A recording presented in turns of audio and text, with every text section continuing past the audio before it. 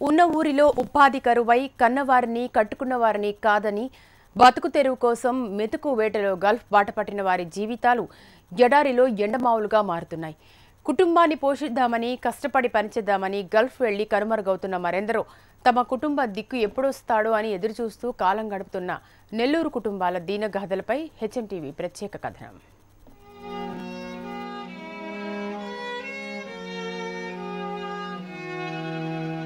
కరువు కోత, కుటుంబ పోషణ భారం, ఉపాధి లేక ఏం చేయాలో దిక్కుతోచక బతుకు బండిని నడిపేందుకు గల్ఫ్ బాట పడుతున్న వారెందరో అక్కడికెళ్లి ఏదో పని చేసుకుని 4 రాళ్లు సంపాదించి తమ కుటుంబాలను పోషించుకోవాలనుకుంటున్న వారు పడుతున్న బాధలు అంతా ఇంతా కాదు. గల్ఫ్కు వెళ్లిన వారి జాడ లేకపోవడంతో ఎవరికి తమ బాధలు చెప్పుకోవాలో తెలియక ఎన్నో కుటుంబాల రోదన అరణ్య రోదనగానే మిగులుతోంది.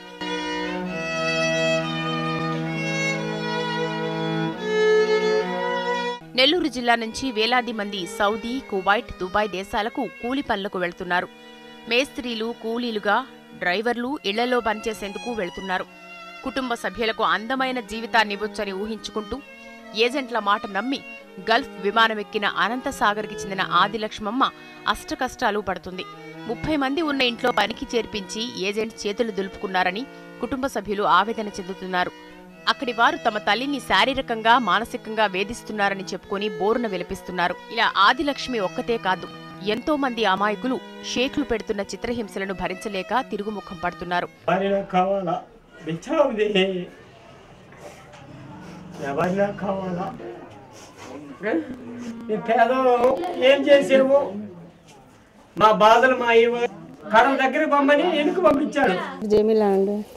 మా ఆయన 96లో యాక్సిడెంట్ అయినాడు.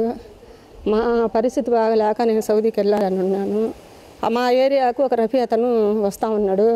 అతను మీరు బాగుపడతారులేమ్మా, ఎందుకు ఇబ్బంది, ఎల్లు నువ్వు సౌదీకి అని చెప్పి పంపించినాడు. అతను అంతా ఖర్చు పెట్టి పంపించినాడు. అక్కడికి వెళ్ళిన తర్వాత ఆ ఇంట్లో 15 మంది 20 మంది దాకుండరు.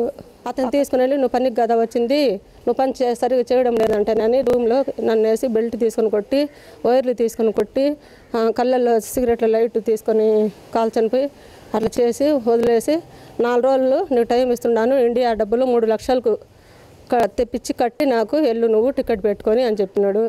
ఇలా చెప్పుకుంటూ పోతే ఎన్నో నిటూర్పు గాథలు వినిపిస్తూ ఉంటాయి.